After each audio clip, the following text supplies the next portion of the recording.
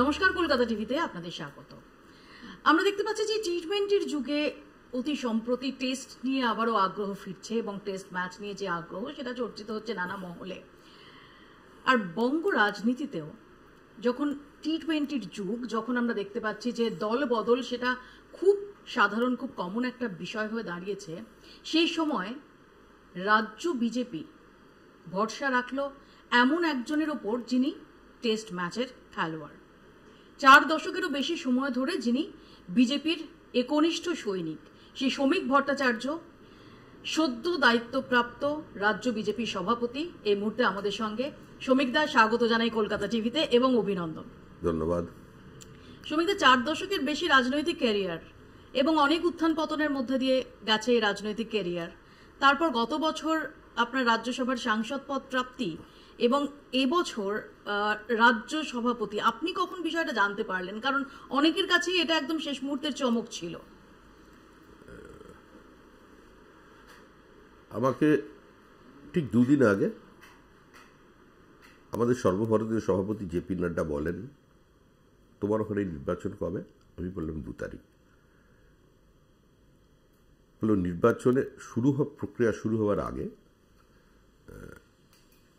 আমি কথা বলবো, এইটুকু। তারপরে আমি যথারীতি, প্রত্যেকে তো ওই অনুষ্ঠানে থাকতে হবে, আমি আসছিলাম দুপুর 12টার সময়।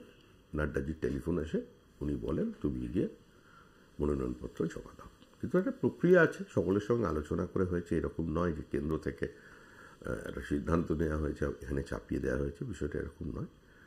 সমস্ত স্তরের আমাদের যে প্রক্রিয়া, যাদের সঙ্গে আলোচনা হওয়ার প্রয়োজন, তাদের সঙ্গে আলোচনা করে কেন্দ্র সিদ্ধান্ত নিয়েছে। আর দেখুন, কেরিয়ারের যেটা বলা হচ্ছে, আমরা কোনোদিন, যারা আমরা প্রথম থেকে বিজেপি করি, আমরা কোনোদিন পলিটিক্সকে কেরিয়ার হিসেবে ভাবিনি। কারণ দুটো জিনিস আছে, একটা হচ্ছে career at the cost of party, আর party at the cost of career. দুটোর মধ্যে একটা পার্থক্য আছে। আমরা যখন থেকে বিজেপি করতাম, মানে আমি ছোটবেলা থেকে স্ট্রিট কর্নার করি, তখন 1 ঘন্টা বক্তৃতা করলে 8 ঘন্টা বলতে হতো যে আমরা জনতা পার্টি নই, আমরা ভারতীয় জনতা পার্টি। হরিপদ ভারতী চলে যাবার পরে একটা বড় শূন্যতা তৈরি হয়েছিল। মাস্টারমশাই জীবিত থাকা অবস্থায় বিজেপির নাম ছিল হরিপদ ভারতীর পার্টি। বিভিন্ন ব্যঙ্গ বিদ্রূপ হয়েছিল এবং আমি যে সময় থেকে পার্টির, মানে পশ্চিমবঙ্গের অত্যন্ত পরিচিত শব্দ বন্ধ হচ্ছে হোল টাইমার, সেটা একটা বিশেষ ঘটনার পর। সেটা খুবই মজার, বেদনাদায়ক একই সঙ্গে, যে 242টা কেন্দ্রে আমরা প্রতিদ্বন্দ্বিতা করেছি। শ্রীমতী গান্ধী মারা গেছেন। আমি মুর্শিদাবাদের একটি জায়গায় নির্বাচনে ছিলাম বেশ কয়েকদিন, 1984। তা তখন শিবপুরে থাকতাম। তা আমাদের পাড়ার একটা ছোট্ট দোকান ছিল, মানে অন্য মিষ্টির দোকানের মধ্যে একটা ছোট্ট মিষ্টির দোকান ছিল, কিন্তু সেখানে মিষ্টি নয়, তার সিঙ্গাড়া খুব আকর্ষণীয় ছিল, প্রচুর সিঙ্গাড়া বিক্রি হতো বিকেলবেলায়।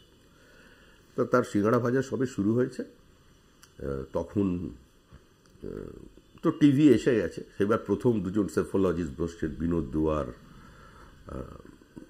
অ্যানালিস্ট হচ্ছে টিভিতে।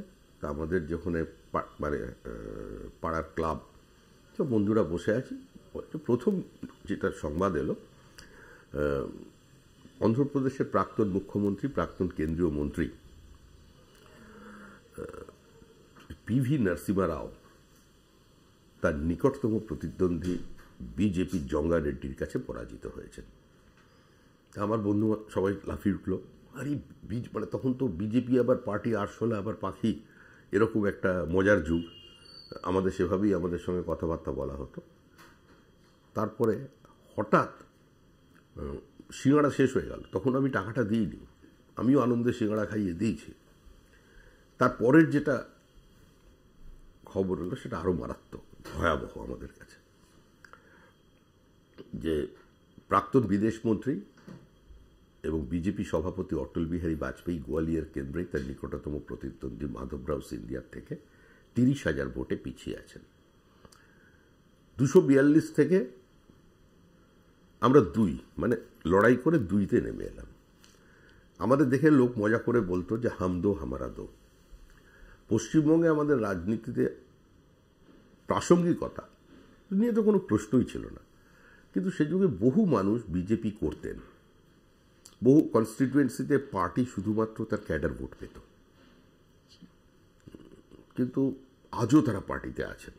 আমরা বিশ্বাস ছিল যে আমরা এই অবস্থার পরিবর্তন হয়ে যাবে, কারণ তখন সাংবাদিকরাও লিখতে শুরু করেছিলেন অটল বিহারী বাজপেয়ী রাজনীতি থেকে সন্ন্যাস নেবেন, ভারতীয় রাজনীতির ন্যারেটিভ বদলে গেছে, বিজয়রাজে সিন্ধিয়া ধর্মকর্মে মন দেবেন, লালকৃষ্ণ আদবানি আবার কালামিস্ট হয়ে যাবেন। কিন্তু সেদিন অটল বিহারী বাজপেয়ী একটি দিল্লির জনসভায় বলেছিলেন যে আপনারা যাকে মিস্টার ক্লিন হিসেবে নিয়ে এসছেন, খুব শিগগিরই তিনি মিস্টার ক্লাউন হয়ে দাঁড়িয়ে পড়বেন। আমি তো ভবিষ্যৎ দ্রষ্টা নই, উনি বলছেন, আমি জ্যোতিষ চর্চা করি না, কিন্তু কিছু আগের জিনিস আমি দেখতে পাই। পরিস্থিতি থাকবে না, পরিস্থিতি বদলাবে, পরিস্থিতির বদল হয়েছে।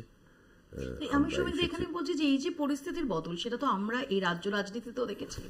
2 দশকেরও বেশি সময় ধরে আপনাকে আমরা বিজেপির মুখপাত্র পদে, এখন মুখপাত্র সিস্টেমটা এখন অনেক বেশি সিস্টেম্যাটিক হয়েছে, সে সময় তা ছিল না।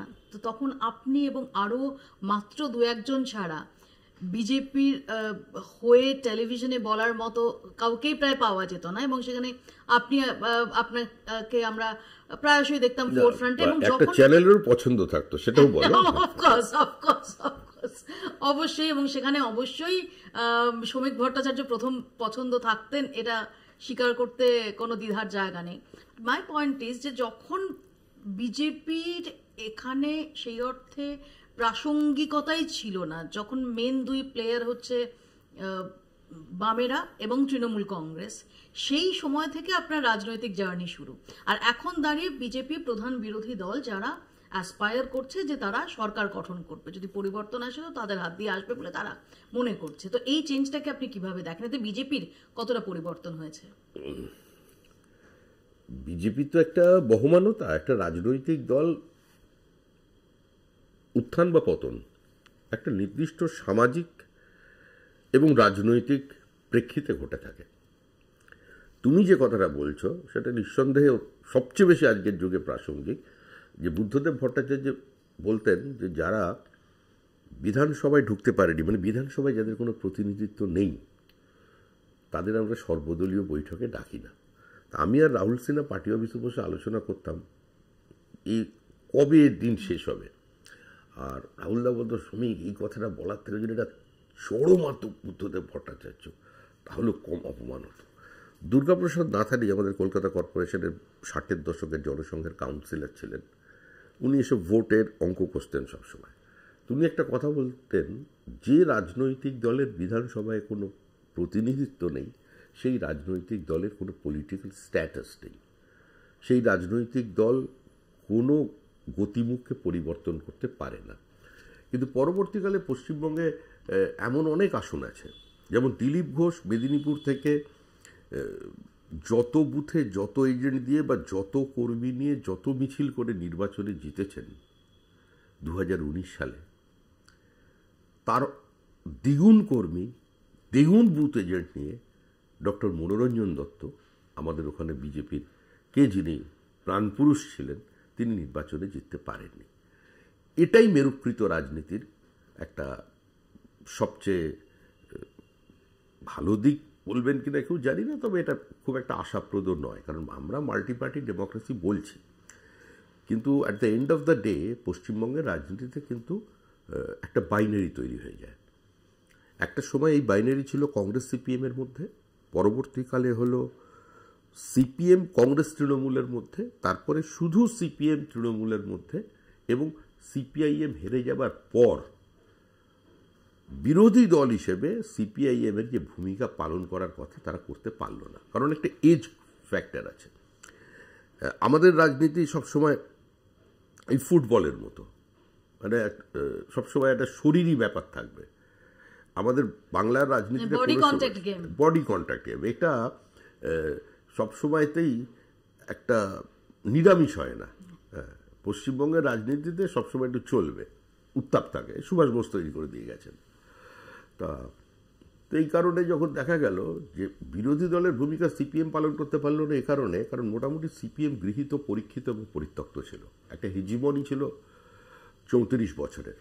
তাদের মানুষ দেখেছে, নতুন করে তাদের ডেলিভার করার কিছু ছিল না। কিন্তু যে এজ গ্রুপটা লড়াই করবে 22 থেকে 40, ওই যেটা তুমি বলছো বডি কন্ট্যাক্ট গেম, তারা তো সবসময় রাজনীতিটা করেছে পুলিশের জিপের পিছন থেকে, উল্টো দিকে দাঁড়িয়ে নয়। তাদের জন্মই হয়েছে নেতাদের বামফ্রন্টের জমানায়, ফলে বিরোধিতা করাটা তাদের ইনস্টিংক্টে ছিল না। সেজন্য ধীরে ধীরে তারা চলে গেল। তো সেই পলিটিক্যাল স্পেসটা বিজেপি অকুপাই করতে পেরেছে। তার অন্যতম একটা কারণ হচ্ছে নরেন্দ্র মোদীর উত্থান ভারতীয় রাজনীতিতে, তার টিনা ফ্যাক্টর। এবং মানুষ একটা বাইনারি সেট করে দিয়েছে। 2019 সালে আমি তোমার সঙ্গেও শো করেছি, মানে টক শোতে ছিলাম, আমি ছিলাম, আমার মনে পড়ে চন্দ্রিমাদি ছিলেন। তো সেখানে অমিত শাহ বলেছিলেন আমরা 23টা আসন পাবো। বিশ্বাস করো, আমাদের পশ্চিমবঙ্গের কোনো কর্মী যদি এটা বিশ্বাস করতেন, আজকে অনেক অনেক কথা বলতে পারেন, কিন্তু সেদিন কিন্তু মন থেকে কেউ বিশ্বাস করেনি। মানে হারতে হারতে এমন অবস্থা আমাদের হয়ে গিয়েছিল যে আমরা বিশ্বাসই করতে পারিনি। আমি নিজে বিধানসভা নির্বাচনে জিতে 10 মিনিট বিশ্বাস করতে পারিনি যে পশ্চিমবঙ্গ বিধানসভায় বিজেপি নিজের শক্তিতে একজন বিধায়ককে পাঠাচ্ছে। আমি কোনো অতিরঞ্জিত করে কিছু বলছি না, যা আমার অভিজ্ঞতা, আমার অনুভূতি যেটা, আমি সেটাই তোমার কাছে, কারণ তোমার সঙ্গে আমি 20 বছরের বেশি সময় ধরে আমাদের সম্পর্ক, সেই সম্পর্কের ভিত্তিতে আমি তোমাকে বলছি, কারণ তুমি দেখেছো আমাদের পরিস্থিতি একরকম ছিল। তো এখন উনি যখন বললেন হলো না, তো মানুষ একটা বাইনারি সেট করে দিল আমাদের 18টা আসন দিয়ে। তুমি যদি 2014 সালেই একটা বাইনারি তৈরি হয়েছিল, কিন্তু কংগ্রেস সিপিএমের জোটের কারণে এবং তৃণমূলের প্রতি মানুষের বিতৃষ্ণা কিংবা ক্ষোভের কারণে মনে হচ্ছিল যেন এই জোটটা ক্ষমতায় আসবে, কিন্তু তারা সেই পরিমাণ ভোট পেলেন না। জোটের 2016 যেটা হলো সেটা হলো সিপিআইএম আরো দুর্বল হয়ে গেল। সিপিআইএম এর কাঁধে ভর করে বিরোধী দলনেতা হয়ে গেল কংগ্রেসের। কংগ্রেস পরবর্তীকালে অপ্রাসঙ্গিক হয়ে গেল, কারণ মুখ্যমন্ত্রী তার নিজের রাজনৈতিক জীবনে এতবার অবস্থানের পরিবর্তন করেছেন যেটা গুণে দেখতে হবে। অনেক সময় আমাদেরই ভুল হয়ে যায়, কতবার উনি স্ট্যান্ড চেঞ্জ করেছেন। স্ট্যান্ড চেঞ্জ করে উনি সাফল্য পেয়েছেন ওনার দলের থেকে, ইলেকট্রাল বেনিফিট ওনার হয়েছে। কিন্তু এরপরে যেটা হয়েছে সেটা হয়েছে এখন কালীগঞ্জের উপনির্বাচন পর্যন্ত দেখা যাচ্ছে যে সেই বাইনারি অটুট আছে। মানুষ পশ্চিমবঙ্গে এই মুহূর্তে তৃণমূলের থেকে মুক্তি চায়, পরিত্রাণ চায়, বাংলা বাঁচতে চায়। তৃণমূলকে হারাতে পারে বিজেপি। যারা মনে করছেন যে তৃণমূল থাকলে তাদের সুবিধা হবে, বেনিফিশিয়ারি মানে শুধুমাত্র এই লক্ষ্মীর ভাণ্ডার কিংবা রূপশ্রী কন্যাশ্রীর বেনিফিশিয়ারি নয়, যারা বেনিফিশিয়ারি, যারা বিভিন্ন জায়গায় একটা একাধিপত্যবাদ প্রতিষ্ঠা করে সিন্ডিকেট চালাচ্ছেন, সেই বেনিফিশিয়ারি, তারা ভোট দেবে তৃণমূল কংগ্রেসকে। নির্দিষ্ট তাদের একটা সংখ্যা আছে, তারা তৃণমূল কংগ্রেসকে ভোট দেবে। কিন্তু সংখ্যাগরিষ্ঠ মানুষ তারা এই সরকার থেকে এবার মুক্তি চাইছে, আর এবার পরিবর্তন না, এবার মানুষ বিসর্জন দেবে। সৌমিকবাবু, আপনি খুব কনফিডেন্টলি বিসর্জনের কথা বলছেন। এটা কতটা আপনার যে কাডার বেস আছে তাদের মোটিভেট করার জন্য, আর কতটা একদম নিখাত আত্মবিশ্বাস, সেটা নিয়ে প্রশ্নের অবকাশ থেকেই যায়। আমার এখানে প্রশ্ন যে মমতা বন্দ্যোপাধ্যায়ের বিকল্প এই জায়গাটা তো আপনাদের দলে বারবার আলোচিত হয়েছে, দলের অন্দরেও, যে মমতা বন্দ্যোপাধ্যায়ের এখনো যে ক্যারিজমা, তার এখনো যে মানুষের একদম প্রান্তিক মানুষদের সঙ্গে কানেক্ট করার, প্রত্যেকটা বুথের ঘাস চেনার যে দক্ষতা, সেটা তাকে অনেকটা এগিয়ে রাখে। এবং তার সঙ্গে আপনিও যেটা বললেন যে কন্যাশ্রী, রূপশ্রী ইত্যাদি, কোনোটা আপনি বলতে পারেন কখনো সমাজ কল্যাণমূলক প্রকল্প, নিন্দুকেরা বলতে পারেন যে ডোল পলিটিক্স। কাউন্টার করবেন? আমি আলোচনায় যাচ্ছি না। মমতা বন্দ্যোপাধ্যায় কোনো প্যারাট্রুপার পলিটিশিয়ান নন, তিনি মাটি চেনেন, মাটির গন্ধ চেনেন। এই যে বারবার লক্ষ্মীর ভাণ্ডারকে তুলে আনা হয়, আমার মনে হয় এটা একটা মহিলাদের অপমান করার প্রচেষ্টা, তাদের আত্মসম্মানকে আহত করার চেষ্টা। একজন মহিলার রাজনৈতিক সচেতনতা নেই, বোধ নেই। সে লক্ষ্মীর ভাণ্ডার নিচ্ছে, সে তো ভিক্ষা নিচ্ছে না, তার টাকা তার কাছে ফিরে এসছে। প্রত্যক্ষ বা পরোক্ষভাবে সেও রাজ্যের কোষাগারে বা কেন্দ্রের কোষাগারে যে টাকা তার শ্রমশক্তি দিয়ে জমা করেছে সেই টাকাটা তার কাছে ফিরছে লক্ষ্মীশ্রীর নামে, কোথাও লাডলি লক্ষ্মী যোজনার নামে। এক একটা রাজ্যে এক একভাবে সোশ্যাল ওয়েলফেয়ার স্টেটে প্রান্তিক মানুষের পাশে আপনাকে দাঁড়াতে হবে এবং প্রান্তিক মানুষ সেটা পাবে, সেটা পাওয়াটা তাদের অধিকারের মধ্যে পড়ে।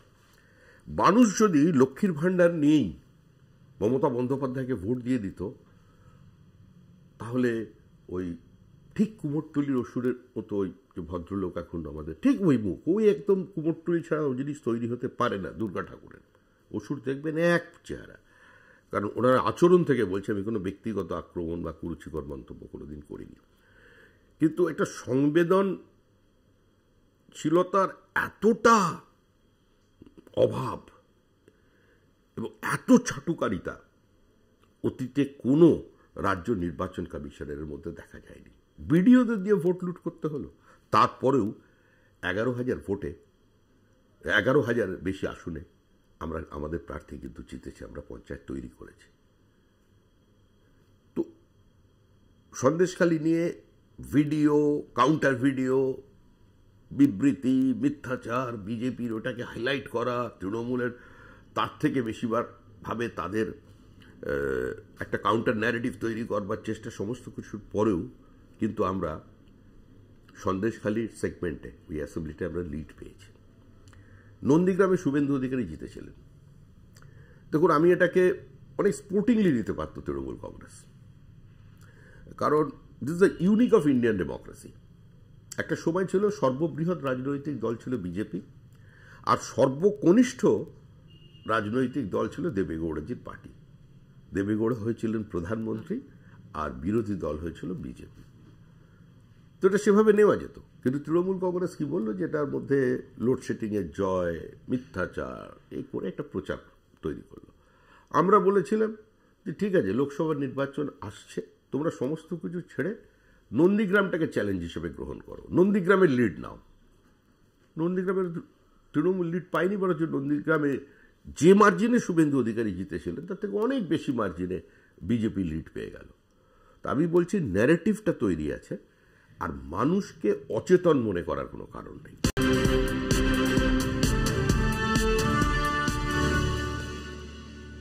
সৌমিকদা, আমি আপনার সঙ্গে প্রায় 15 মিনিটের বেশি হয়ে গেল কথা বলছি।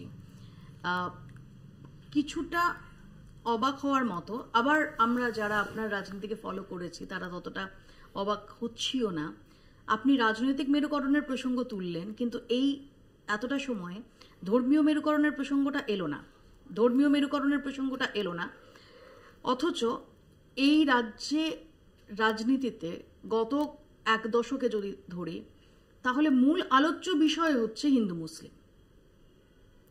তো আপনি কি মনে করছেন যে হিন্দু মুসলিমের পথে একনিষ্ঠভাবে বিজেপির হাঁটাটা, সেটা বিজেপিকে ফল দিচ্ছে না বা পুরোপুরি ফল দেবে না, এবং যে কারণেই আপনি পথটা আলাদা করতে চেয়েছেন? আপনি কর্মসংস্থানের কথা বলতে চাইছেন, আপনি খারাপ গভর্নেন্সের কথা বলতে চাইছেন, আপনি আরো বিভিন্ন ইস্যুর কথা বলতে চাইছেন। তৃণমূল কি, তৃণমূল কেন, এটা পশ্চিমবঙ্গের মানুষকে নতুন করে বোঝাবার প্রয়োজন নেই।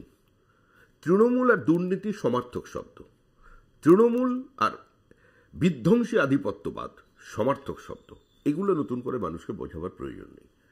বিজেপি সারা দেশ জুড়েই কোনোদিন হিন্দু মুসলিমের রাজনীতি করেনি।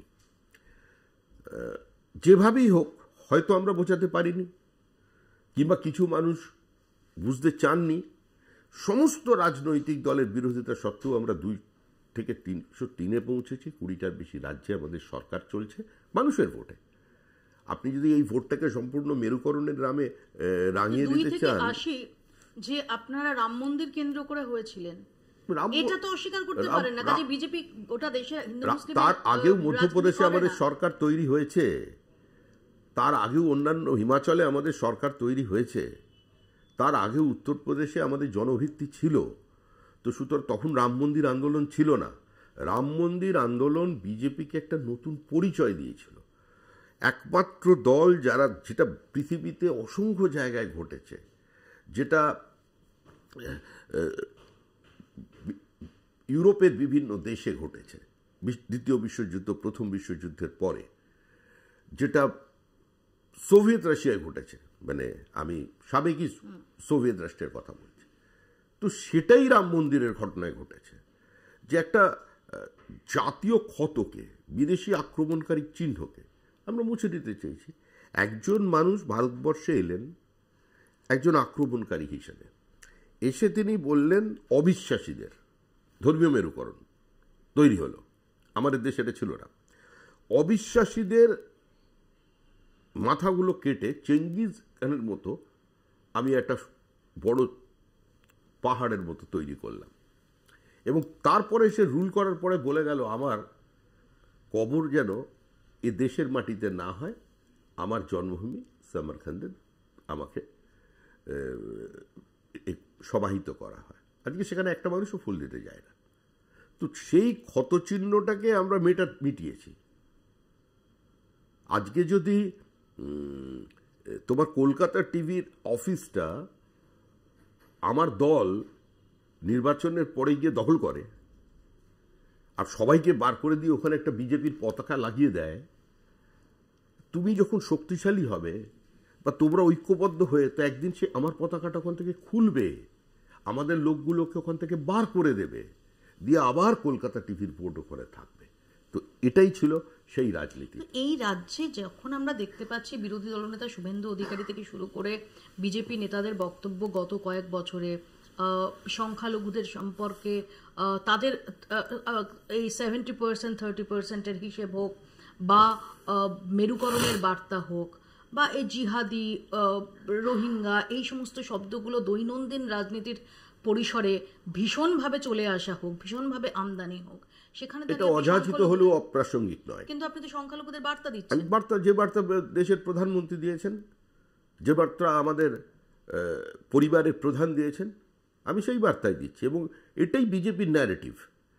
শুভেন্দু অধিকারী কি বলতে চেয়েছেন? শুভেন্দু অধিকারী বলছেন যদি 30% কনসলিডেটেড মুসলিম ভোট ব্যাংক নিয়ে যদি এভাবে মুসলিমদের মধ্যে একটা ধর্মান্ধতা তৈরি করে বিজেপির কর্মীদের উপর আক্রমণ করে মনে করে পশ্চিমবঙ্গে ক্ষমতায় তৃণমূল কংগ্রেস থাকবে, তাহলে তারা ক্ষমতায় থাকতে পারবে না। আসামের ডেমোগ্রাফি যদি দেখেন আপনি, পশ্চিমবঙ্গের থেকে সেখানে অনেক বেশি সংখ্যালঘু আছে, বিজেপি সেখানে ক্ষমতায় এসেছে। আমি কি বলছি? আমি বলছি যে আপনাদের যদি বিজেপিকে পছন্দ না হয়, আপনারা যদি বিজেপিকে শত্রুও ভাবেন, আপনারা ভাবুন। আপনারা যদি মনে করে থাকেন যে আপনারা ভোট দিলে তৃণমূল জিতবে এবং বিজেপি কোনোদিন আসতে পারবে না, তাহলে এই ভ্রান্ত ধারণা থেকে আপনারা বেরিয়ে আসুন। আমরা এক জায়গাতেই থাকবো। আপনারা ভোট না দিলেও আমরা পশ্চিমবঙ্গে ক্ষমতায় আসবো, আপনারা ভোট দিলেও ক্ষমতায় আসবো। কিন্তু আপনারা শুধু আয়নার সামনে দাঁড়িয়ে একবার দেখুন যে গুজরাটের মুসলমান কি অবস্থায় আছেন আর পশ্চিমবঙ্গের মুসলমানরা কি অবস্থায় আছেন। গত 3 বছরের শুধু পরিসংখ্যান, আমি পিছনের দিকে হাঁটবো না, গত 3 বছরে পশ্চিমবঙ্গে যত রাজনৈতিক খুন হয়েছে তার 99% হচ্ছে তৃণমূল কংগ্রেস কর্মী বা সমর্থক, এবং ওই 99%-এর মধ্যে 90%ই হলো সংখ্যালঘু। আর প্রত্যেকটি সংখ্যালঘু পরিবারের মধ্যে একটা পরিবার তুমি খুঁজে নিয়ে আসতে পারবে না যে বলেছে যে বিজেপি কর্মী তাকে খুন করেছে। প্রত্যেকের অভিযোগের তীর তৃণমূল কংগ্রেসের দিকে। আর মজার ব্যাপার, প্রত্যেকটি পরিবারই সিবিআই তদন্ত চাইছে, পুলিশের সিআইডির ওপরে কোনো আস্থা নেই। হাওড়ায় আমি তপন দত্তকে দেখেছি। তপন দত্তের স্ত্রী প্রতিমা দত্ত হাওড়া গার্লস কলেজে রাজনীতি করতেন।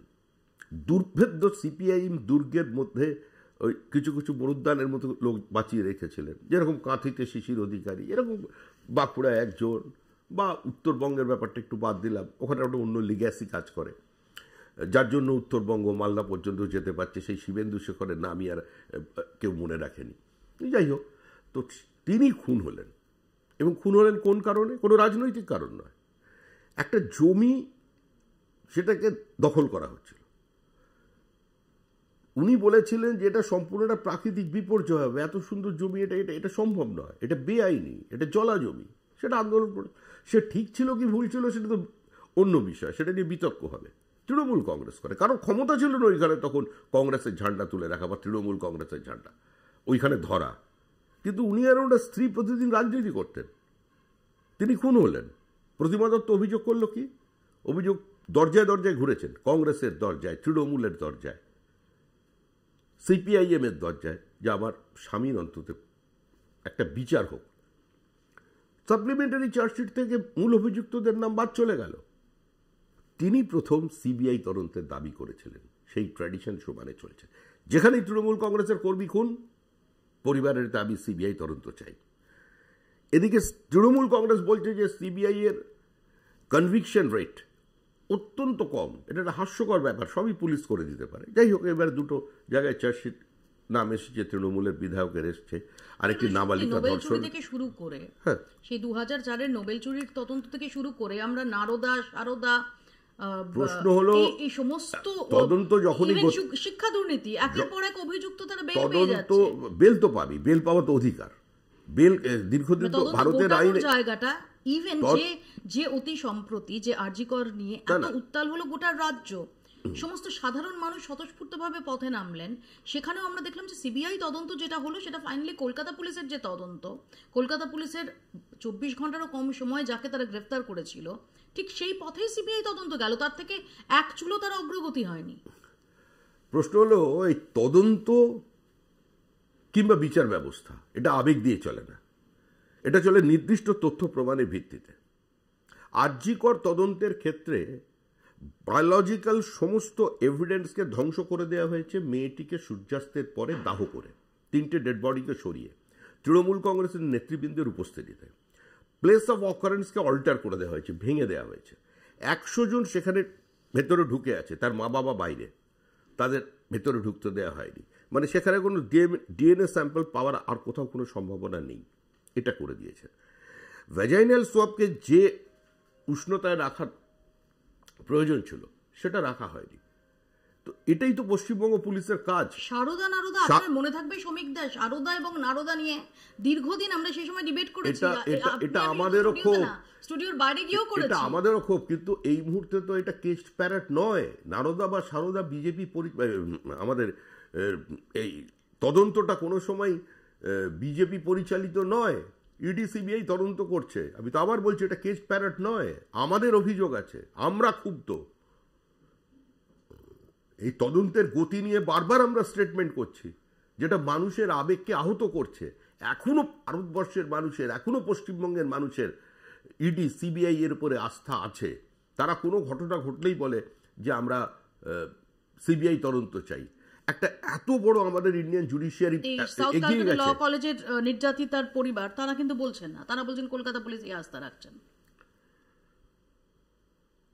একজনের পরিবারে একটা ঘটনা ঘটেছে, তার পিতামাতার একটা নির্দিষ্ট অবস্থান আছে, তিনি চেয়েছেন সেটা, তিনি আস্থা রেখেছেন। একটা কথা বলুন যে আমরা গত কয়েক বছরে ওটা অ্যাবারেশন, ওটা মানে একটা ব্যতিক্রম বলছি, ব্যতিক্রম। কিন্তু বাদবাকি হচ্ছে, আপনি বলুন তো যে আমরা বিজেপির যে মোডাস অপারেন্ডি গত কয়েক বছরে দেখেছি, কি না ইলেকশন আসছে মানে এজেন্সির অতি সক্রিয়তা এ রাজ্যে বাড়ছে, তারপর মন্ত্রী নেতা শাসক দলের, এমনকি তৃণমূল কংগ্রেসের সেকেন্ড ইন কমান্ড, তাদের বারংবার ডাকা হচ্ছে। আমরা দেখেছি যে যারাই দল বদলে তৃণমূল কংগ্রেস থেকে বিজেপিতে আসছে তাদের গুরুত্ব দিয়ে 2021-এ টিকিট দেওয়া হয়েছে। এই মোডাস অপারেন্ডিটা সেটা সত্যি কাজ দিচ্ছে? আমরা 2021-এ মানুষের সামনে বলেছিলাম যে আমরা সরকার গঠন করতে চাই, আমরা সরকার গঠন করতে চলেছি। মানুষ সচেতনভাবেই আমাদের বিরোধী দলের আসনে বসিয়েছে, এবং শুধু বিরোধী দলের আসনে বসায়নি, আরেকটি বার্তা দিয়েছে কংগ্রেস আর সিপিআইএমকে যে তোমরা এই মুহূর্তে অপ্রাসঙ্গিক এবং অপ্রয়োজনীয়। সেজন্য শতাব্দী প্রাচীন দুটো পার্টি বিধানসভায় ঢুকতে পারেনি, যেটা প্রায় অবিশ্বাস্য বলে একটা সময় মনে হতো। তারা কোনো নির্বাচিত জনপ্রতিনিধিকে বিধানসভায় রাখতে পারেননি। এবার যদি আমি ধরি আইএসএফ এর রাজনীতিটা ভিন্ন, আইএসএফ এর সেটা ভিন্ন, তারা জোটবদ্ধ হয়ে লড়াই করেছে। জোটবদ্ধ হয়ে আমরাও বহুযুগ লড়াই করেছি 90-এর দশকে, কিন্তু আমরা কোনো আসন খুলতে পারিনি। হরিপদ ভারতীর মতো পার্সোনালিটি বাংলার রাজনীতিতে ছিল না। যে জ্যোতি বসু কোনোদিন রাজীব গান্ধীর নাম উচ্চারণ করতেন না, বলতেন ওই ছেলেটা প্লেন চালাতো, এখন দেশ চালাচ্ছে, কি জানো, ইন্দিরার ছেলে। এই ছিল জ্যোতি বসুর সম্বোধন। তিনি হরিপদ ভারতীর নাম করে বক্তৃতা আমি শুনেছি শিশুকালে, প্রায় আমার মানে শিশুকালটা বলা ভুল, মানে রাজনৈতিক শৈশবে। জ্যোতি বসু বলছেন কেন হরিপদ ভারতীকে ভোট দেবেন, দেখতে সুন্দর, ভালো বক্তৃতা করেন, অধ্যাপক, এ কারণে। লড়াইটা নেতার নয়, নীতির লড়াই, জ্যোতি বসুর বক্তৃতা। তো সেই হরিপদ ভারতী কোনোদিন ব্রহ্মানন্দ কেশব ভারতীর বংশধর, অবিসম্ভারিত বাগ্মী, যাকে স্বীকার করেছে যে ব্রিটিশ ইন্ডিয়া থেকে শুরু করে স্বাধীন ভারতবর্ষের অন্তত 80-র দশক পর্যন্ত যে 4 জন বাগ্মীর নাম বলা হয়েছে পলিটিক্যাল অরেচার, তার মধ্যে 4 জনই বাঙালি। এটা আমাদের খুব শ্লাঘার বিষয়। সুরেন্দ্রনাথ ব্যানার্জি, বিপিনচন্দ্র পাল, শ্যামাপ্রসাদ মুখার্জি আর হরিপদ ভারতী, একটা নাম আছে। এটা আমাদের কোনো বিজেপির বইতে লেখা নেই, যারা বিজেপি বিরোধী তাদেরই লেখা বইতে আছেন। তো সেই হরিপদ ভারতী জমানত বাঁচাতে পারেননি। মজার ঘটনা বলি, মাস্টারমশাই দাঁড়িয়েছেন নদিয়ায়, তা সম্ভ্রান্ত বংশীয় মহিলারা, মানে একদম ক্রিমি লেয়ার যারা, তারাও আসছেন, এসে পা ধোয়াচ্ছেন, দিয়ে চুল দিয়ে পা মোচাচ্ছেন। মাস্টারমশাই নেবেন না, উনি ছিটকে চলে যাচ্ছে, এটা হবে না, কিন্তু তিনি নাচর বাঁধা তার উপরে চড়ে যাচ্ছে। কারণ কি? কারণ হচ্ছে তিনি শ্রীচৈতন্যের গুরুদেবের ব্রহ্মানন্দ কেশব ভারতীর বংশধর, সেজন্য তাকে পা মোচাচ্ছে। কোন হরিপদ ভারতী? যাকে শ্রীমতী ইন্দিরা গান্ধী HRD মিনিস্টার করবেন অফার দিয়েছিলেন দল বদলের জন্য। কোন হরিপদ ভারতী? যিনি বক্তৃতা করছেন কলেজ স্কোয়ারে, তো তার পিছনের রাস্তা দিয়ে, ওয়েলিংটন স্কোয়ারে পিছনের জায়গা দিয়ে হঠাৎ একটা গাড়ি পুলিশ এসে ডাকছে যে আপনাকে একটু আমাদের স্যার ডাকছেন। বলে আমি চুরি তো করিনি, আমি তো ডাকাতই করিনি, তোমার স্যার আমায় ডাকবে কেন? না, বলে স্যার একটু আসুন। গিয়ে দেখেন অন্ধকার একটা রাস্তায় গাড়ি দাঁড়িয়ে আছে, ভেতরে বিধানচন্দ্র রায়। বলছেন কেন নিজের জীবন নষ্ট করছো, চলে এসো জায়গায়। তিনি যাননি। সেই হরিপদ ভারতী সেই পা ধুইয়ে যারা মুছিয়ে দিলেন, যখন ভোটের রেজাল্ট বেরোলো তখন দেখা গেল যে আবার ধারাবাহিকতা বজায় রেখে অত্যন্ত সততার সঙ্গে তিনি নিজে জমানত বাজেয়াপ্ত করে ফেলেছেন। তো এটা হলো রাজনীতি। তুমি যদি উত্তর দাঁড়াও মপি, আমি তোমাকে একটা হলে উদাহরণ দিচ্ছি, এসব প্রভাব রাজনীতিতে থাকে না। তুমি যদি উত্তর 24 পরগনার নদিয়ার একটা অংশ, মুর্শিদাবাদের একটা পার্ট, এই দক্ষিণ 24 পরগনাটাকে বাদই রাখলাম এই জায়গা থেকে, মানে জাস্ট ভৌগোলিক অবস্থান বোঝানোর জন্য, এখানে যেন হরিনাম সংকীর্তন আর অষ্টপ্রহর হয়, আমার মনে হয় মথুরা বৃন্দাবনে তা হয় না। আমি বসিরহাটের বিধায়ক ছিলাম, ওখানে আমি যা প্রতিদিন যে পরিবার, না কিন্তু আমার দল সেটা বলে না। আমার দল কি বলছে অবশ্যই আমি বলছি, দলের বাইরে তুমি কোনো কথা বলিনি, আমি পার্টির বাইরের অবস্থা থেকে কোনো কথা বলবো না। তো সেখানে তো আগে CPM তাদের ভোট পেতেন, তারপরে তাদের ভোট তৃণমূল পেয়েছে, এখন সেই মানুষগুলো বিজেপিকে ভোট দিচ্ছেন। এতে অসুবিধার কি আছে? এটাই তো অত্যন্ত সুস্থ স্বাভাবিক বিষয়। নেতার দল বদল করবার অধিকার আছে, অভিনেতার দল বদল করবার অধিকার আছে, প্লেয়ারের ক্লাব বদল করার অধিকার আছে। আর প্রান্তিক মানুষ, গ্রামের মানুষ, সাধারণ মানুষ যারা নির্দিষ্ট কোনো দলকে ভোট দিচ্ছিলেন দীর্ঘদিন ধরে, তাদের অধিকার নেই। গরিব মানুষের দল বদলের অধিকার নেই, তাকে খুন করতে হবে। মুসলমানের অধিকার নেই বিজেপি করার। CPM ছেড়ে বিজেপির পতাকা হাতে নিয়ে 2014 সালের সাধারণ নির্বাচনে 6 জন কর্মী খুন হয়েছিলেন বিজেপি, এবং সেই শো তুমি হোস্ট করেছিলে। শেখ রহিম, তার 2 মেয়েকে নুট প্যারেড করানো হয়েছিল। আমি সেখানে গিয়েছিলাম পরের দিন, আর এক প্রাক্তন কেন্দ্রীয় মন্ত্রী দেবশ্রী চৌধুরী। শুধু ভারতবর্ষ নয়, সারা ইন্টারন্যাশনাল মিডিয়া পর্যন্ত দেখবেন, তাদের কাছে আশ্চর্য লেগে যে বিজেপি, তার আবার সংখ্যালঘু, তার হাতে বিজেপির পতাকা, সে খুন, এটা দেখতে এসে গেছিল সারা দেশের লোক। এবং সে তা নিয়ে যে প্রোগ্রাম হয়েছিল, তার তুমি হোস্ট করেছিলে, আমি তার বক্তা ছিলাম। তো হয়েছে আমাদের রাজ্যে। তো আমাদের বক্তব্য এখানে অত্যন্ত পরিষ্কার, সেটা হিন্দু মুসলিম ভেঙে বলার দরকার নেই। আমরা মুসলমানদের খালি একটা দাঁড়িয়ে বলছি যে আপনারা নিজেকে প্রশ্ন করুন যে আপনারা, আপনাদের প্রজন্ম, পরবর্তী প্রজন্ম কি করবে? ওই বনগা বসিরহাটে গরুর ল্যাজ ধরবে, না হাতে পাথর ছুঁড়বে? বাড়ির ছেলেমেয়ের ওই খারিজি মাদ্রাসায় গিয়ে পড়াশুনো করবে? একজন মুসলমান নেতার নাম বলুন তো প্রতিষ্ঠিত। ববি হাকিমের মেয়ে কোথায় পড়াশুনো করেছে? আপনার জাভেদ খানের ছেলেরা কোন স্কুলে পড়েছে? একজন মুসলিম নেতা সারা ভারতবর্ষের নাম বলুন যারা এই ধর্ম নিয়ে রাজনীতি করে, যে তাদের ছেলেমেয়েরাদের তাদের কোনোদিন মাদ্রাসায় পাঠিয়েছে। এরকম নেতা আপনি পাবেন না। কেন পাবেন না? তার কারণ হচ্ছে এরা একটা আবেগকে ব্যবহার করছে। এগুলো এক ধরনের জাতের নামে বজ্জাতি, এটা পশ্চিমবঙ্গের মানুষের নেবে না। কোনোদিন কাজী নজরুল ইসলামকে রামের চরিত্র বর্ণনা করে গান লিখতে কোনো অসুবিধা হয়েছিল? সৈয়দ মুস্তফা সিরাজ, সৈয়দ মুস্তফা আলী বা পুরো যদি হিন্দু মুসলমান ধরে আমরা একটা বাঙালি ডায়াসপোরা ধরি সারা পৃথিবী জুড়ে, তাদের পরিচয় কি? সেই বাঙালিকে মানুষ কি চোখে দেখবে? বাঙালিকে দেখতে গেলে সেই রবীন্দ্রনাথে ফিরতে হবে, আপনাকে বঙ্কিমচন্দ্রকে ফিরতে হবে, রাজা রামমোহনে ফিরতে হবে। 10,000 বছরের ইতিহাসে কোনো দেশে কোনো ওই ব্যক্তিত্ব যিনি জন্মায় না, সেই বিদ্যাসাগরের কথা বলতে হবে। এর বাইরে বাঙালি নেই। রামকৃষ্ণকে কেউ ধর্মীয় নেতা বলে মনে করেন না, সেই বিবেকানন্দকে আপনাকে আসতে হবে। তো সেগুলোকে বাদ দিয়ে তাদের সম্পূর্ণ দূরে সরিয়ে রেখে, আরে রাম মানে কি? জয় শ্রীরাম শব্দের অর্থ হচ্ছে মানে সমৃদ্ধি এবং মূল্যবোধের জয় হোক, এটাই হচ্ছে জয় শ্রীরামের অর্থ। সেটা এখন পশ্চিমবঙ্গে হয়ে গেছে একটা প্রতিবাদের ভাষা। কারণ মুখ্যমন্ত্রী হঠাৎ জয় শ্রীরাম শুনে খেপে গেলেন, আর তারপর থেকে কিছু মানুষ কাউকে দেখলেই জয় শ্রীরাম বলছেন। তার মানে কি জয় শ্রীরামের শব্দটা পশ্চিমবঙ্গে হয়ে গেল একটা প্রতিবাদের স্লোগান। তো এগুলো হয়েছে, এগুলো কাঙ্ক্ষিত না হলেও মানে অপ্রাসঙ্গিক নয়। কারণে কি আপনার বরণ মঞ্চে সচেতনভাবে মা কালীর, এবং সেটাও কালীঘাটের বিগ্রহ, তার ছবি এলইডিতে? দেখুন, এটা অত্যন্ত সিগনিফিক্যান্ট এবং এটা সম্পূর্ণই সচেতনভাবে আমরা করেছি। আমরা বলেছি সারা পৃথিবী জুড়ে একটা ধর্মান্ধ ইসলামিক ফ্যাসিজমের উত্থান হয়েছে, যারা বিভিন্ন জায়গায় আক্রমণ করছে, যারা মানব সভ্যতার অভিশাপ, এবং তা থেকে খ্রিস্টান, বৌদ্ধ, হিন্দু, এমনকি মুসলমানরাও তা থেকে বাইরে নেই। যে ঘটনা সাম্প্রতিক বাংলাদেশে আমরা দেখলাম, 1100 যে পুলিশকে খুন করেছে তার মধ্যে 98% হচ্ছে, কারণ কি 99% তো মুসলিম। যেভাবে অত্যাচার করা হয়েছে মহিলাদের ওপরে, শুধু হিন্দু মহিলারা অত্যাচারিত হয়েছেন, ধর্ষিতা হয়েছেন তা নয়, আওয়ামী লীগ পরিবারের বাড়ির মহিলাদের যে অবস্থা দুর্দশা করেছে এই ধর্মান্ধরা। একটা কথা খালি মৌপিয়া মনে করো যে 30 লক্ষ মানুষ মারা গিয়েছিল 1971-এর যুদ্ধে। পৃথিবীর সর্বকালের অন্যতম বড় জেনোসাইড। যশোর ক্যান্টনমেন্টে 1.5 লক্ষ এরকম মেয়ে পাওয়া গিয়েছিল যাদের বয়স 12-13 থেকে 40-এর মধ্যে, যাদের স্তন কাটা ছিল। এই অত্যাচারটা যারা ভুলে গেলেন, ওই দেশের জন্মদাত্রী শ্রীমতী ইন্দিরা গান্ধীর এফিজির ওপরে যারা মূত্রত্যাগ করছেন, থুতু ফেলছেন, প্রতিনিয়ত অশ্রাব্য গালিগালাজ করছে, ওই যে বাংলাদেশের লাইব্রেরি যেটা জ্বলল, যেটা ইন্দিরা গান্ধীর নামাঙ্কিত 70,000 বই, সেই বইতে তারও কবিতার বই জ্বলেছে, যিনি ত্রিশূলের উপরে কন্ডম পরিয়েছিলেন, তার বইটাতেও কিন্তু আগুন লেগেছে।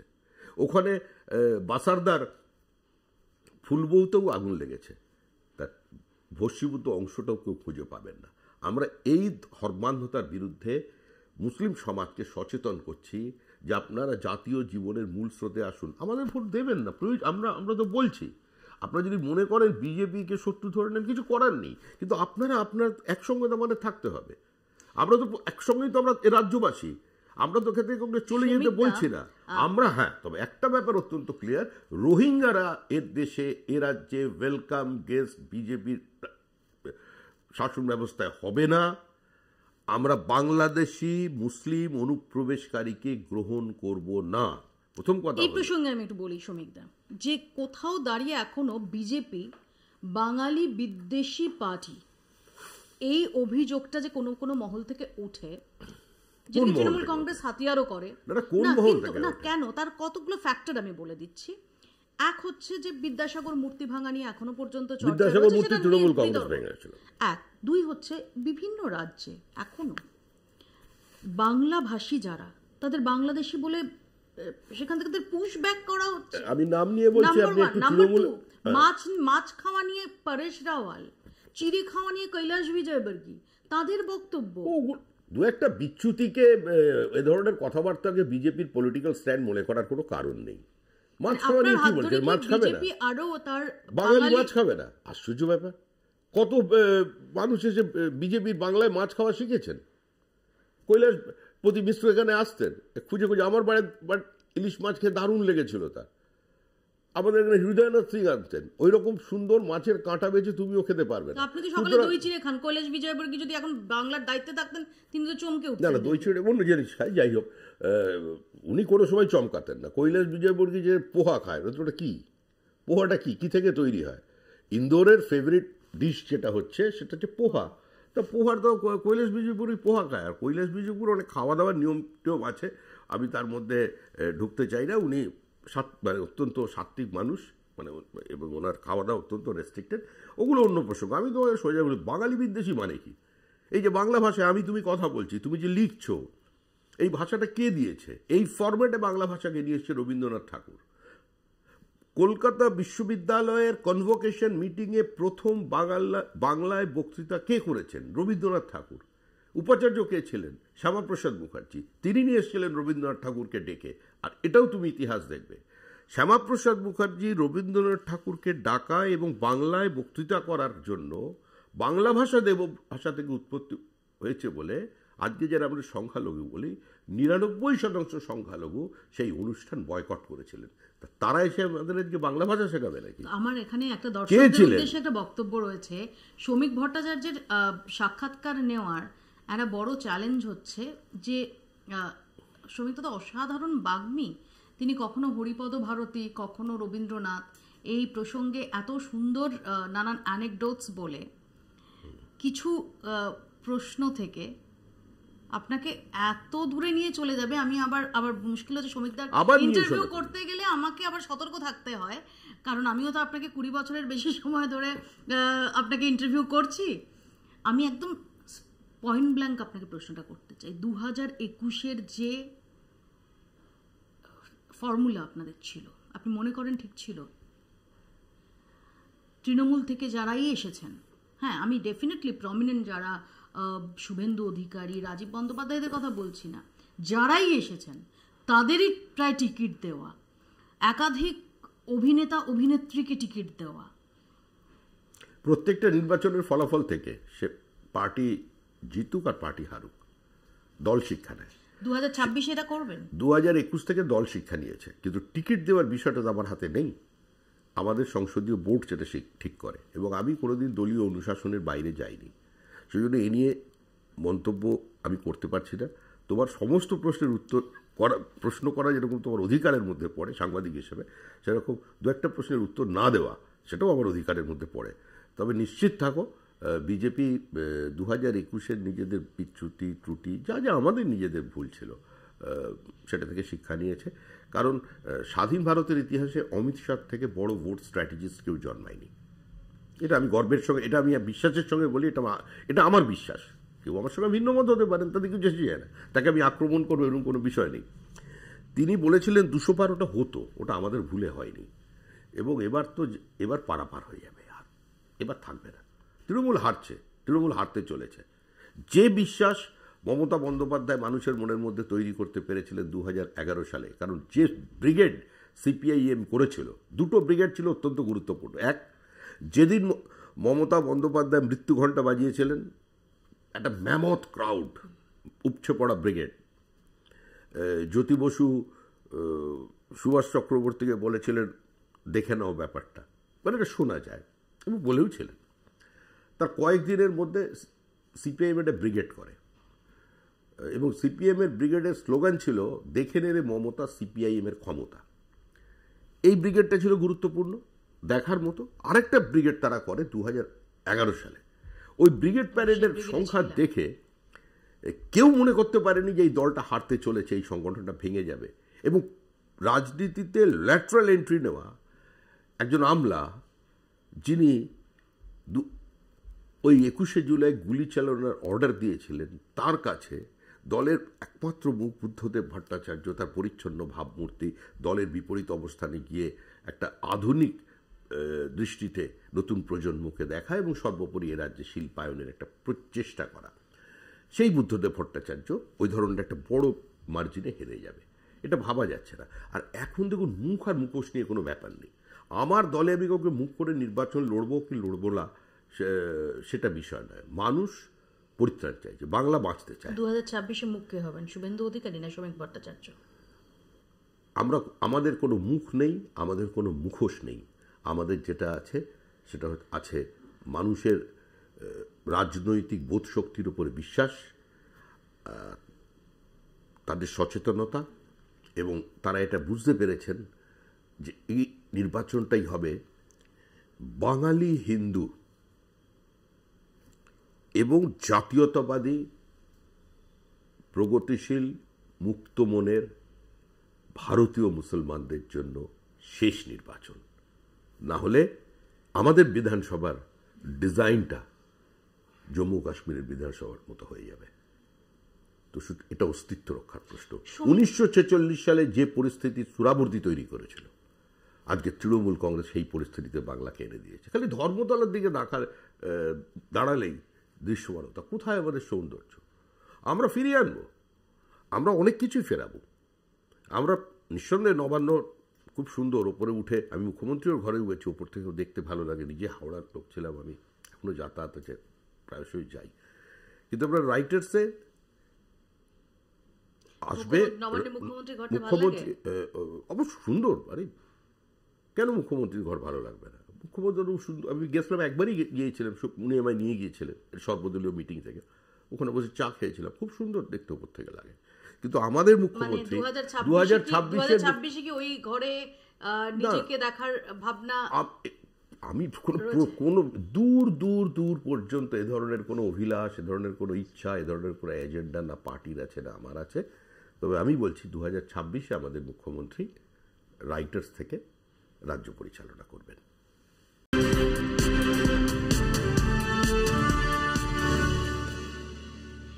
শ্রমিকদা, যখন বিজেপির এই অ্যাসপিরেশনের জায়গাটা আপনি বলছেন, তখন তো একজনের অবদান সেটাও মনে রাখতে হবে। বিজেপিকে এই রাজ্যে পাল্টা মার খেয়ে পাল্টা উঠে দাঁড়িয়ে লড়াই দেওয়ার যে জায়গাটা, এটা তো আপনার অন্যতম পূর্বসূরি দিলীপ ঘোষ, তার হাত দিয়ে হয়েছে। 3 থেকে 77 হয়েছে, 18টা সাংসদ আপনারা পেয়েছেন তারই জমানায়। সেটা কত বড় চ্যালেঞ্জ? প্রথম কথা হচ্ছে সভাপতি পদটা একটা বহমানতা। পশ্চিমবঙ্গের রাজনীতির উত্থান পতন যেটা হয় সেটা হচ্ছে সম্পূর্ণভাবেই একটা রাজনীতির প্রেক্ষিতে। আমাদের এখানে কোনো নির্দল প্রার্থী সাংসদ বিধায়ক তো অনেক দূরের কথা, একটা মিউনিসিপ্যালিটির নির্বাচনে কাউন্সিলর হতে পারেন না। এটা হচ্ছে পশ্চিমবঙ্গের রাজনীতি।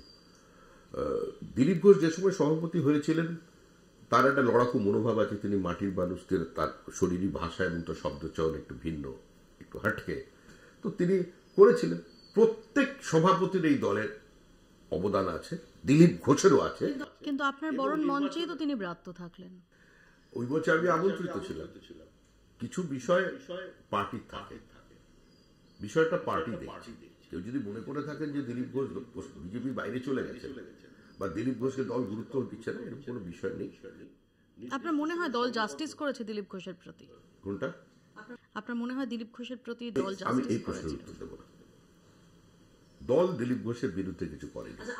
দল দিলীপ ঘোষের বিরুদ্ধে কিছু করেনি। আমি শুধু এইটুকুনি বলছি, আমি এই বিতর্কে আমি এই মুহূর্তে অংশগ্রহণ করতে পারছি না। দল বিষয়টি দেখছে, আমার উপরে যারা আছেন তারা বিষয়টি দেখছেন, এবং আপনারা সংঘবদ্ধ বিজেপিকে আগামী 2 সপ্তাহের মধ্যে দেখতে পাবেন। আপনি লাস্ট 4-5 দিনে দিলীপ ঘোষের সঙ্গে আপনার কোনো কথা হয়েছে? অভিনন্দন জানিয়েছেন তিনি আপনাকে? আমি নমিনেশন করবার আগে আমার রাজ্যের যত প্রাক্তন সভাপতি আছেন প্রত্যেকের সঙ্গে কথা বলেছি, প্রত্যেকেই আমাকে অভিনন্দন জানিয়েছেন। আর দিলীপ ঘোষের সঙ্গে আমার সম্পর্ক ভালো। রাজ্যের এমন কোনো নেতা কর্মী নেই যার সঙ্গে আমার কোনো তিক্ততার সম্পর্ক আছে। কেউ যদি পিছনে 2-একটা সমালোচনা করে, ওটা করবেই। অনুরাগের ছোঁয়া রাজনীতিতে থাকে সবসময়, কিন্তু কারোর সঙ্গে আমার সম্পর্ক খারাপ নেই। অন্যান্য রাজনৈতিক দলের যারা মুখপাত্র বা নেতা নেত্রী, তাদের সঙ্গেও তো আপনার সুসম্পর্ক। সৌজন্যের রাজনীতি যেটা ভীষণভাবে অ্যাবসেন্ট এই মুহূর্তে। আমি ব্যক্তি আক্রমণের রাজনীতিতে বিশ্বাস করি না। কারণ আমার মনে আছে, আমি একবার ছোটবেলা, আবার বারবার শব্দটা বলছি, বলাটা ঠিক হচ্ছে না, বহু আগে বলছি, তখন আমার হয়তো 18 পেরিয়েছে জাস্ট, এরকম সময়। তো আমার বক্তৃতায় ভিড় হতো হাওড়া। তপনদা মিটিং করতে গেছেন একটা স্কুটার চেপে, তপন সিকদার একটা বাজাজ কাপ স্কুটার চালাতেন তপনদা। তো গেছেন, তো সেখানে আমি বক্তৃতা করছি, প্রচুর লোক হয়ে গেছে, আমার বাচ্চা ছেলে বলছে ভিড়ে হবে। বলতে বলতে আমার জ্যোতি বসু, খুব একটা অপশব্দ নয়, সেটা খুবই, তো একটা শব্দ আমি ব্যবহার করেছি, শব্দটা বললাম না, মানে ওনার প্রতি শ্রদ্ধা জানাতে, তা আমি ব্যবহার করেছি। কেউ কিছু হাততালি দিয়েছে, আমারও কিছু মনে হয়নি, সাবলীলভাবে বলে গেছি। মিটিং শেষ হওয়ার পরে উনি তারপরে বক্তৃতা করেছেন, উনি সকলের সামনে যেভাবে আমাকে আক্রমণ করলেন, তুই কে, তোর বয়স কত, তুই কার সম্পর্কে কথা বলছিস, সে রাজ্যের মুখ্যমন্ত্রী, তার রাজনৈতিক অভিজ্ঞতা, তুই তার সম্পর্কে ভাষা কি করে ব্যবহার করলি? ভাষাটা কোনো অপশব্দ নয়। এখন তো যেসব ভাষা চলে এসেছে সেসব তো মানে শুনলে আটকে উঠছিল, তো সেই ভাষা তো এমন বললেন আমার চোখে জল এসে গেছে। সেটা তপনদা আবার শিবপুর মন্দির তলে যেটা নবান্ন দেখছো, তপনদা দেখলেন যে ডোজটা বেশি হয়ে গেছে, তা স্কুটারে করে আমাকে আবার ওখানে নামিয়ে দিয়ে এসেছিলেন।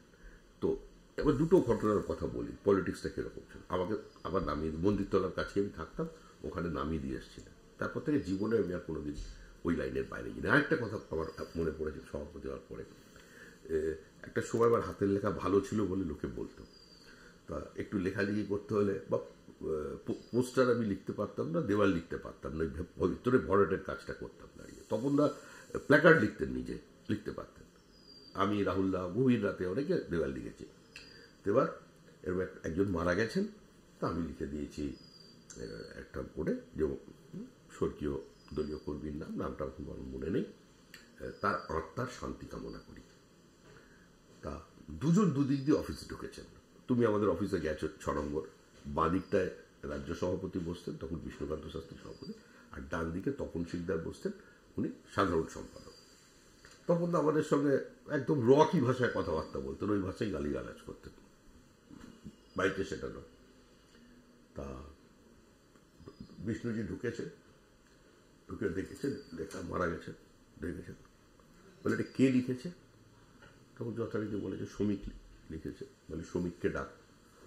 গেছি, তুমি আমার কান ধরলে, পেটটা হলে, যে তুমি যে দল করো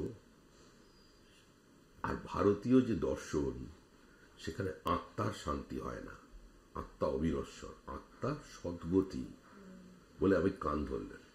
এবার তপনদা দেখে লেগে নেই, শ্রমিক ডাক ওটাকে, পুরো গেছে, হ্যাঁ, বলে আরো যেগুলো বললেন সেসব শব্দ বলা যাবে না, শান্তি লেগেছিস ওটা। তো সেই জন্য সেই ভুলটা আর করিনি। আমি নিজের একটা ব্যক্তিগত আবেগ থেকে কথাগুলো বলছি। তো আমি যে ভাষায়, ধরুন প্রিয়রঞ্জন দাসমুন্সী বক্তৃতা করতেন, হরিপদ ভারতী বক্তৃতা করতেন, অনেক অনেক সুরে, তা তাদের কিন্তু কোনো অপশব্দের ব্যবহার করতে হয়নি। কিন্তু এখন তো বঙ্গ রাজনীতিতে এটা করেই হাততালি কুড়ানো যাচ্ছে। এটা হাততালি এ কারণেই করছে, কারণ সামগ্রিকভাবে বাঙালির একটা সাংস্কৃতিক অবক্ষয় বলুন বা এটা যে কোনো সমাজবিজ্ঞানীরা যে কোনো ভাষায় ব্যাখ্যা করতে পারবে। দেখুন সিপিআইএম এর সময় যে সুকান্ত মঞ্চ, বিভিন্ন নাম দিয়ে বিভিন্ন কালচারাল সেন্টারগুলো, হলগুলো তৈরি করা হতো, বা আমরাও ছোটবেলা থেকে দেখতাম যে বাঙালির একটা অভ্যাস ছিল যে আমরা 25শে বৈশাখ একটু সংস্কৃতি খেলা করি, আর 23শে জানুয়ারি একটু রাজনীতি খেলা করি, বা দুর্গাপুজোর পরে পাড়ার সবাই মিলে একটা নাটক হতো, আবৃত্তি প্রতিযোগিতা হতো, এগুলো হতো। কিন্তু সেটা কোথায়, রবীন্দ্র জয়ন্তী কোথায়? নেই। এখন আমি জানি, আমি ব্যারাকপুরে একদিন আমি আসছিলাম, 25শে বৈশাখের দিনে দেখি বিরাট ডিজে বাজে। তার মানে কি রবীন্দ্রনাথের গানের ফরম্যাট কি এবার বদলে গেল? বলে তারপর দেখি না, সম্পূর্ণ জিলেলে রবীন্দ্রনাথ কি গান হচ্ছে ভেতরে চলছে, কারণ রবীন্দ্র জয়ন্তী উপলক্ষ রবীন্দ্র জয়ন্তীর দিনে হচ্ছে, উপলক্ষ রবীন্দ্র জয়ন্তী কিনা জানি না হচ্ছে। আর রবীন্দ্রনাথ তো আমাদের রাজ্যে চ্যালেঞ্জড, রবীন্দ্রনাথের অথরিটি চ্যালেঞ্জ। রবীন্দ্রনাথ শান্তিনিকেতন করেছিলেন তার স্বপ্নে, তার সর্বস্ব দিয়ে। বিশ্বভারতী তৈরি হয়েছিল রবীন্দ্রনাথের স্বপ্ন নিয়ে, তার আশ্রমিক চিন্তা ভাবনা নিয়ে। তার পাশেই তো বিশ্ববিদ্যালয় হয়ে গেছে, বিশ্ব বাংলা, তার অথরিটি চ্যালেঞ্জ তো এ রাজ্যে। রবীন্দ্রনাথের গীতবিতান তো কবিতা বিতান হয়েছে, অন্য নাম পাওয়া যেত না। গীতাঞ্জলি কথাঞ্জলি হয়েছে। তো এটা সামগ্রিকভাবে মানুষ নিচ্ছে। রাজনৈতিক দল মানুষের ইচ্ছায় চলে, মানুষকে চিন্তা করতে হবে কোন দিকে যাবেন। আমি তো চাই এই পরিস্থিতি সমাজে তৈরি হোক, আমি 100 দিনের কাজের টাকা পশ্চিমবঙ্গে আসুক, এটা বিজেপি চায়, 100% চায়। আসছে না তৃণমূল কংগ্রেসের কারণে। শ্বেতপত্র প্রকাশ করুক, ডাকুন, মন্ত্রীর বিবৃতি নিক, বারবার পার্লামেন্টে কেন প্রশ্ন করছে, উত্তর দিচ্ছেন মন্ত্রী, তখন তো এরা একটু কথা বলছে না। আমি চাই যে আগামী 2028 সালের মধ্যে পশ্চিমবঙ্গে প্রত্যেক দরিদ্র মানুষের মাথার উপরে পাকা বাড়ির ছাদ হবে, প্রধানমন্ত্রী আবাস যোজনার 100% বিনিয়োগ।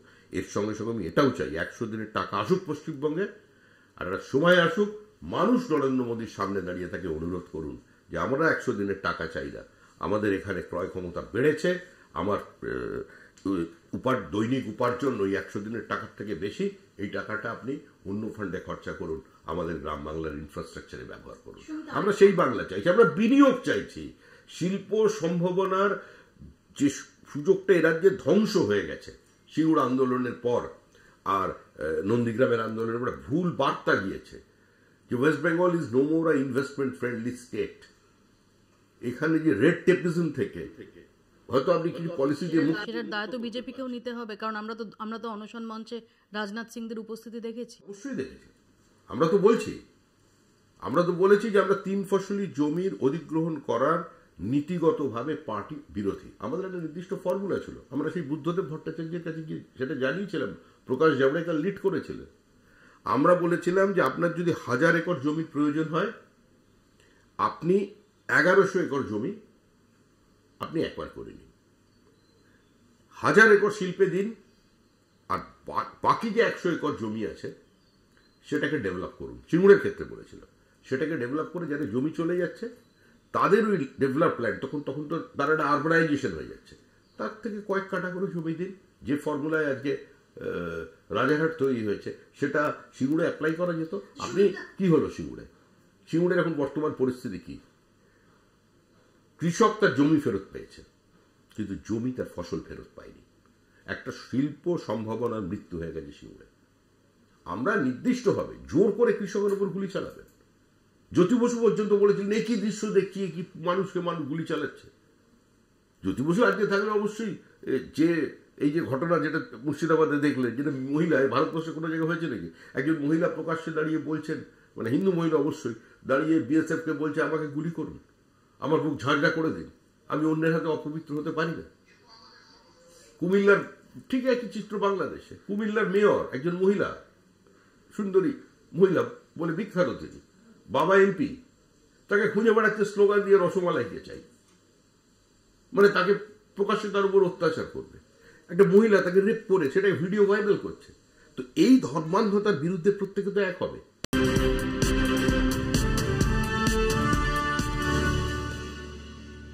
সুমিত, আমাকে একটা কথা বলুন যে গত 5-6 বছরে রাজ্য বিজেপিতেও তো একটা বদল এসেছে।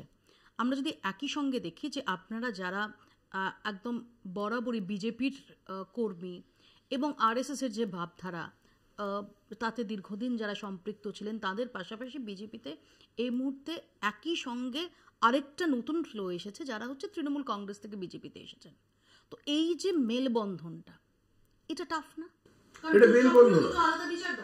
এটা মেলবন্ধন নয়। তৃণমূল কংগ্রেস একটা নির্দিষ্ট সামাজিক এবং রাজনৈতিক প্রয়োজনে জন্ম নিয়েছিল। তৃণমূল কংগ্রেস কোনো রাজনৈতিক দল নয়। তৃণমূল কংগ্রেস একটা প্রতিবাদের মঞ্চ ছিল, যেরকম কংগ্রেস সেটাও কোনো রাজনৈতিক দল ছিল না, সেটাও একটা ব্রিটিশ বিরোধী আন্দোলনের প্ল্যাটফর্ম ছিল, সেরকম তৃণমূল কংগ্রেসও ছিল। ফলে যারা তৃণমূল কংগ্রেস থেকে এসেছেন অনেকেই বেড়াতে এসেছেন, ছেড়ে চলে গেছেন, কারণ তারা ক্ষমতার অলিন্দে নিজেদের বেশি স্বচ্ছন্দ মনে করতেন। অনেকে ওখানে গিয়ে দেখতাম মানে কাউন্সিলরের মানে শিষ্য, তার কাছে ধর্ণা দিচ্ছেন ক্যাবিনেট মন্ত্রী, যে আমার কথাটা একটু বলো, মানে মুখ্যমন্ত্রীর পাশে কয়েকজন সাংবাদিকের বৃত্ত আছে, তো অস্বীকার করার ব্যাপার নেই, কোনো অন্যায় কিছু নেই। তারপরে একটা বৃত্ত আছে, তারপরে বৃত্ত, তৃতীয় বৃত্তের একজনকে ধরে বলছে আমার একটু ব্যবস্থা করো, মানে আমি ঢুকতে চাই। তো এই মানুষকে তো আপনি এনে সম্পৃক্ত করতে পারবেন না। কিন্তু যারা বিজেপিতে এসছেন, বিজেপিতে থেকে গেছেন, বিজেপির সংস্কৃতির মধ্যে তারা সম্পৃক্ত হয়ে গেছেন। আমাদের বিরোধী দলটা থেকে দেখুন, আপনি শিলভদ্র দত্ত একদম জন্মলগ্ন থেকে তৃণমূল কংগ্রেসে আছেন, আজও তিনি সুন্দরভাবে কাজ করছেন। তাপস রায় অনেক পরে এসছেন, কিন্তু তাপস রায় পার্টির সমস্ত কিছু মেনে তাপস রায় নিজেকে মানিয়ে নিয়ে কাজ করবার চেষ্টা করছেন।